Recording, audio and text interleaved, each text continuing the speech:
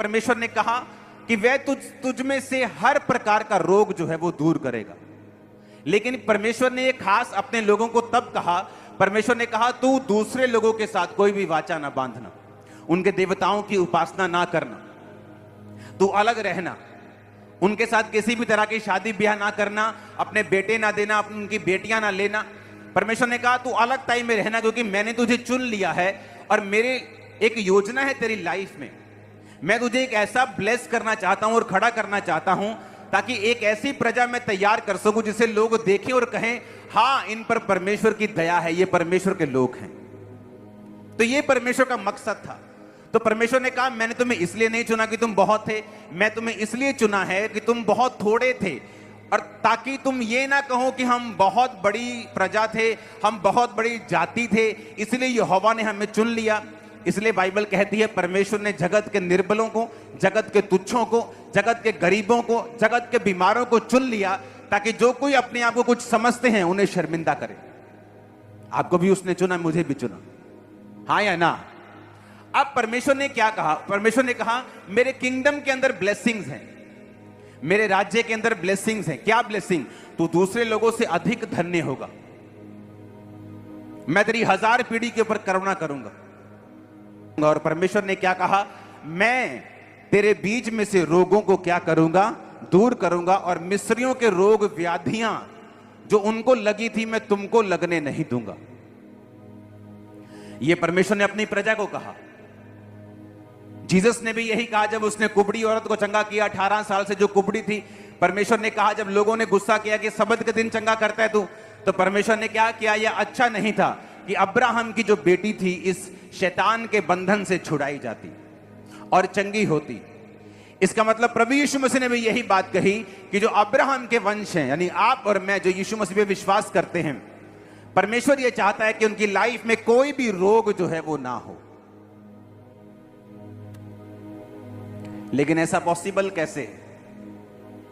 क्योंकि ये सारी ब्लेसिंग जितनी परमेश्वर ने बताई हैं ये उसके धर्म और राज्य के अंदर हैं, बाहर नहीं। किसके अंदर हैं? उसके धर्म और राज्य के। अगर आज आप कमाना छोड़ दें, सरकार घर आके खाना देगी आपको, पर फौरन में देती है। अगर वहां आप कमाना छोड़ दे, बोल दे मेरे पास जॉब नहीं है, तो आपके घर में इतने पाउंड, इतने डॉलर्स आ जाते हैं कि आप अपनी ग्रोसरी, अपना खाना पीना खरीद सकें। अगर आप ये कहें कि मुझे रहना यहीं है पर डॉलर्स वहां के चाहिए, हो सकता है, क्योंकि वो सुविधा सिर्फ अमेरिकन सिटीजन्स के लिए है, इंडियन सिटीजन्स के लिए नहीं है। आपको वो सुविधा मिलेगी जो यहां की सरकार ने बनाई, अगर है तो, और वहां के लोगों को वो सुविधा मिलेगी जो उनकी सरकार ने बनाई। परमेश्वर ने कहा मैं तुझे ब्लेस करूंगा, दूसरों से ज्यादा ब्लेस करूंगा, तेरे काम, तेरे खेत के ऊपर, तेरे तेल के ऊपर, तेरे उपज के ऊपर, तेरे बच्चों के ऊपर, तेरे बैंक बैलेंस, मैं हर एक चीज को ज्यादा ब्लेस करूंगा लोगों से। मैं तेरे बीच से रोग दूर करूंगा। लेकिन किनको बोला परमेश्वर ने? परमेश्वर ने पहले कंडीशंस बताई कि तुम ऐसा करोगे, तुम ऐसा करोगे, तुम ऐसा करोगे, मेरे साथ वफादार रहोगे, तुम दूसरे देवताओं की उपासना नहीं करोगे। आज हम 2 मिनट लगाते हैं चर्च के अलावा कहीं और जाना हो, 2 सेकंड लगते हैं। घूमने जाना है तो हम घूमने गए थे, 2 सेकंड, और आपको मालूम नहीं परमेश्वर उसको कितना सीरियसली लेता है। वो एक तरह का आत्मिक व्यभिचार है। परमेश्वर ने कहा मैं तेरे बीच से रोग जो है दूर करूंगा। रोग परमेश्वर की ओर से नहीं है। उसने कहा जितने रोग, मिस्री व्याधियां लगी हैं जो उनको, कभी उनको गिल्टियां हो जाती थी, कभी उनको कुछ होता था, परमेश्वर ने कहा मैं वो सारे रोग तुझे लगने नहीं दूंगा, मैं तेरे बीच से रोग दूर करूंगा। देखो, मैं तुझसे सब प्रकार के रोग दूर करूंगा। मिस्र की बुरी बुरी व्याधियां जिन्हें तू जानता है, कोई भी तुझ पर लगने नहीं दूंगा, वो तेरे बैरियों को लगेंगे। किसको कहा परमेश्वर ने? परमेश्वर इस्राएलियों को बोल रहा है कि मैं तेरे बीच से रोग दूर करूंगा। लेकिन बात यह है कि क्या हम परमेश्वर के किंगडम के अंदर हैं? क्या हम परमेश्वर के राज्य के अंदर आ चुके हैं? क्या ये सारी स्कीम्स, ये सारी चीजें जो प्रभु ने बनाई हैं, ये हमें इनका फायदा मिल पाएगा? इनका फायदा तभी मिल पाएगा अगर हम परमेश्वर के राज्य के अंदर आ चुके हैं। तो अगर अमेरिका की सहूलतें लेनी है तो उसके अंदर जाके उसका ग्रीन कार्ड लेना पड़ेगा, नहीं तो वो सहूलतें नहीं मिलेंगी। वो क्योंकि वो सारी दुनिया के लिए नहीं है, वो उनके अपने सिटीजन्स के लिए है। परमेश्वर की सहूलतें सब लोगों के लिए नहीं है। इसलिए प्रभु यीशु मसीह ने कहा था, अन्य जातियां इन्हीं वस्तुओं की खोज में रहती हैं। हमें बरकत मिल जाए, हमारा घर बन जाए, मेरी बेटी की शादी हो जाए, मेरे बेटे की शादी हो जाए, अच्छी जगह पढ़ लें, हम चंगे हो जाएं, हम हील हो जाएं, मेरा घर सेट हो जाए। परमेश्वर ने कहा, अन्य जाति इन्हीं वस्तुओं की खोज में रहती हैं, पर तुम्हारा स्वर्गीय पिता जानता है कि तुम्हें इन वस्तुओं की जरूरत है, पर जब तुम उसके धर्म और राज्य की खोज करोगे तो ये अपने आप तुम्हें मिल जाए, अपने आप तुम्हारा पीछा करेंगी। अगर बपतिस्मा नहीं लिया तो तुम उसके धर्म और राज्य के अंदर नहीं हो। अगर तुम अभी भी परमेश्वर के वचन के बाहर हो तो तुम उसके धर्म और राज्य के अंदर नहीं हो, क्योंकि ये कोई वो जगह नहीं है जहां आप आएंगे, जादू टोने की तरह आमीन आमीन बोलेंगे और सब कुछ ठीक हो जाएगा। ऐसा नहीं। आपको कंप्लीट क्रिश्चियनिटी को फॉलो करना पड़ेगा अगर आप कंप्लीट परमेश्वर की आशीषों को और बरकतों को अपनी लाइफ में देखना चाहते हैं तो। आमीन। पहला कुरिन्थिया 6 उसकी 9 से 11। क्या तुम नहीं जानते अन्यायी लोग परमेश्वर के राज्य के वारिस नहीं होंगे? पहला कुरिन्थिया 6 उसकी 9 से 11 आयत। धोखा ना खाओ। अपने पड़ोसी को बोलो, धोखा ना खाओ। इस आयत को अपनी स्क्रीन के ऊपर पढ़ेंगे। ना वैश्यागामी, ना मूर्ति पूजक, ना पर स्त्रीगामी, ना लुच्चे, ना पुरुषगामी, ना चोर, ना लोभी, ना पियक्कड़, ना गाली देने वाले, ना अंधेर करने वाले परमेश्वर के राज्य के वारिस होंगे। परमेश्वर के राज्य के बारे में परमेश्वर ने बता दिया कि मेरे राज्य के अंदर सिक्योरिटी है, मेरे राज्य के अंदर शर्मिंदगी नहीं है, मेरे राज्य के अंदर ब्लेसिंग है, मेरे राज्य के अंदर हीलिंग है, मेरे राज्य के अंदर आत्मिक तरक्की है, शारीरिक तरक्की है। दूसरे लोगों से ज्यादा तुम ब्लेस होगे। मैं तुम्हें वो संघर्ष नहीं करने दूंगा जो आम जनता करती है। उसके राज्य के अंदर ये सारी चीजें हैं। पौलुस क्या कहता है नए नियम में? कहता, फिर से पढ़ेंगे 9 आयत को, कि तुम नहीं जानते कि अन्यायी लोग परमेश्वर के राज्य के वारिस नहीं होंगे। धोखा ना खाओ। ना वैश्यागामी, वैश्याओं के पास जाने वाले, ना मूर्ति पूजक, अपने हाथ से मूर्ति को बना के फिर उसको परमेश्वर कहने वाले, ना पर स्त्रीगामी।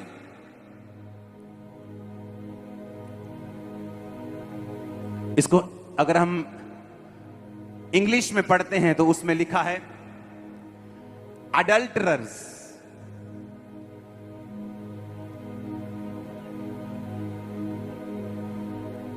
और अगर हम इसका यूनानी शब्द पढ़े कि यह शब्द कहां से आया, पर स्त्रीगामी, यूनानी शब्द को पढ़ेंगे अपनी स्क्रीन के ऊपर, जिसका मतलब है मोइकोस। जब आप बोलते पर स्त्रीगामी, इसका मतलब है, यूनानी भाषा में बाइबल लिखी गई थी ओरिजिनल, जिसका मतलब है मोइकोस। मोइकोस का मतलब है पैरामोर, अडल्टरर। पैरामोर क्या होता है? पैरामोर को गूगल के अगर आप सर्च करेंगे तो दिखाओ पैरामोर क्या होता है। पैरामोर का मतलब है रोमांटिक या यौन संबंध रखने वाला उपपति, उपपत्नी। जैसे आप बोलते हो बाहर वाली, घर वाली, और ये उनके लिए जिन्होंने बाहर वाली रखी हुई। और दूसरा इसके शब्द को पढ़ेंगे फिर से। पैरामोर का मतलब, जिसको यूनानी भाषा में लिखा गया खास, जिसका मतलब है एक ऐसा, a person with whom someone is having a romantic or sexual relationship and especially a secret or improper relationship. कि एक ऐसा व्यक्ति जो एक सेक्सुअल या रोमांटिक रिलेशनशिप में है, जो सीक्रेट है, इम्प्रॉपर है, यानी उसकी पत्नी नहीं है वो, या उसका पति नहीं है वो। उसे बोलते हैं पैरामोर, उसे बोलते हैं मोइकोस, उसे बोलते हैं ऐसा व्यक्ति जो पर स्त्रीगामी है या पुरुषगामी है। और पौलुस ने कहा ऐसे व्यक्ति परमेश्वर के राज्य में प्रवेश नहीं करेंगे। वो चाहे लंबी लंबी चीखें मार मार के प्रेयर लाइन में खड़े हो जाएं, लेकिन जब तक वो तौबा नहीं करेंगे अपनी लाइफ में सुखी नहीं रह सकते। मोइकोस वर्ड क्यों यूज किया गया? एक आधा 9 वचन दिखाना आधी स्क्रीन के ऊपर, आधी आधी कर दो दोनों अगर हो सकती है। अन्यायी लोग परमेश्वर के राज्य के वारिस ना होंगे। धोखा ना खाओ, ना वैश्यगामी, ना मूर्ति पूजक, ना पर स्त्रीगामी। पर स्त्रीगामी को यूनानी भाषा में बोलते हैं मोइकोस, जिसका मतलब है, उसको पढ़ेंगे अभी, पैरामोर, अडल्टरर यानी पैरामोर। पैरामोर का मतलब है एक ऐसा व्यक्ति जो आपका पति नहीं है, पत्नी नहीं है, पर आपकी उसके साथ रोमांटिक या सेक्सुअल रिलेशनशिप है, जो आपका उपपत्नी है या उपपति है, इम्प्रॉपर और सीक्रेट रिलेशनशिप है, उसे पौलुस ने कहा ऐसे व्यक्ति परमेश्वर के राज्य के वारिस नहीं होंगे। जब परमेश्वर ने बोल दिया वारिस नहीं होंगे, वचन ही बोल दिया वारिस नहीं होंगे, तो क्या मूर्खताई है फिर इतने बड़े बड़े पर्चे ले हैंड में उठाने की? जब परमेश्वर ने ही बोल दिया, प्रेयर करने से पहले ही, मान लो आप कहीं जॉब लेने जा रहे हैं और वो बोल रहा है भाई साहब मुझे एमए व्यक्ति चाहिए, आप बोल रहे नहीं मैं 10वीं पास हूं, वो बोल रहा है भाई साहब आप कैपेबल नहीं हैं, आप हट जाइए। आप फिर जाके उसके ऑफिस के बाहर खड़े हैं, दे दो यार जॉब। बोलता है भाई साहब आप बात समझे नहीं, ये नौकरी आपके लिए नहीं है, बॉस ने ये इंस्ट्रक्शन दी है, मैं कुछ नहीं कर सकता।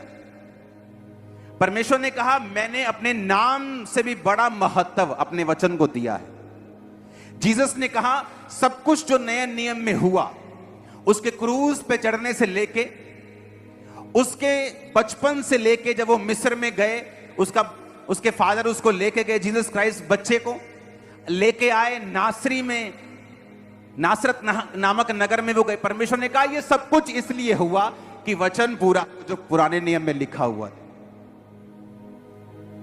यानी वो वचन पे चलने वाला परमेश्वर है। जब परमेश्वर ने पहले ही कह दिया कि पैरामोर, रोमांटिक रिलेशनशिप वाले व्यक्ति मेरे राज्य में प्रवेश नहीं करेंगे, तो फिर क्या सेंस बनती है ले हैंड में या मांगने की या आमीन आमीन बोलने की? इमेजिन करो आप, जब आप परमेश्वर से पहले ही अलग हैं, अलग हट चुके हैं, तो आमीन आमीन बोल के आपको क्या लगता है वो बाबा है कोई, जो दारू की पेटी देंगे बाबा खुश हो जाए? उसके वचन से हम पहले ही हट गए हैं, हम पहले ही बाहर आ गए हैं उसके राज से। वो जो बाउंड्री थी, वो जो उसके देश की बाउंड्री है, उससे बाहर आ गए हम। बाहर आके हम कैसे ले सकते हैं उसकी सहूलतों को? हालेलुया। उसने कहा मेरे राज्य में रहोगे तो मैं रोग दूर करूंगा। कैसे रोग दूर होते? कई बार वो रोग दूर होता है धीरे धीरे। जब आप परमेश्वर के राज्य में चलते हैं, धीरे धीरे स्ट्रांग होते जाते हैं, धीरे धीरे रोग खत्म होते जाते हैं। कई बार एकदम से हीलिंग नहीं होती, ग्रेजुअल होती है, धीरे धीरे होती, रिकवरी होती है। कई बार एकदम से होती है, कई बार इमीडिएटली हो जाती है, कई बार धीरे धीरे होती, लेकिन वो होती जरूर है, क्योंकि परमेश्वर के राज्य का ये वायदा है कि मैं तेरे बीच से रोग दूर करूंगा। मेरी कई रोग एकदम से गए, कई रोग धीरे धीरे गए। वो धीरे धीरे इसलिए गए कि अगर वो एकदम से चले जाते तो आज मैं प्रीचर नहीं होता। 100% मैं आपको बता रहा हूं, ताकि मैं सीख सकूं, परमेश्वर में चल सकूं। तो ये परमेश्वर की मर्जी के ऊपर निर्भर करता है कि वो कितनी देर में जाएगा, लेकिन अगर आप उसके राज्य में हैं तो वो जाएगा। हालेलुया, जोर से हालेलुया बोलो। इसीलिए कलीसिया को हीलिंग देना भी जरूरी है, वचन देना भी जरूरी है। कुछ अकेला वचन दे दे के कलीसिया को ड्राई कर देते, कई सिर्फ हीलिंग हीलिंग हीलिंग हीलिंग, वचन नहीं उनको अच्छा देते, तो वो भी कलीसिया अधूरी है। ले हैंड एक आत्मिक चीज है और बहुत ही स्पिरिचुअल चीज है। बाइबल कहती है कि गिनती की पुस्तक 11 उसकी 16 आयत और 25 आयत। यहोवा ने मूसा से कहा, इस्राएली पुरनियों में से 70 ऐसे पुरुष मेरे पास इकट्ठे कर जिनको तू जानता है कि वे तेरी प्रजा के पुरनिये और उनके सरदार हैं, और मिलाप वाले तंबू के पास उनको ले आ कि वो यहां खड़े हों। 25 आयत में लिखा, तब यहोवा बादल में से होकर उतरा और उसने मूसा से बातें की, और जो आत्मा उसमें था उसमें से लेकर 70 पुरनियों में समवा दिया, और आत्मा जब उनमें आया तो वो नबूवत करने लगे, परंतु फिर दोबारा कभी नबूवत ना की। 2 दशकों का मेरा जो मसीही जीवन है, मैं आपको मेरी उंगलियों में बता सकता हूं कि कितने लोगों ने मेरे सिर के ऊपर हाथ रख के प्रेयर की। उंगलियां भी अभी ज्यादा हैं, इतने कम लोग हैं जिनको मैंने अपना सिर दिया है प्रेयर करने के। और कई विश्वासी ऐसे, कोई पास्टर देखे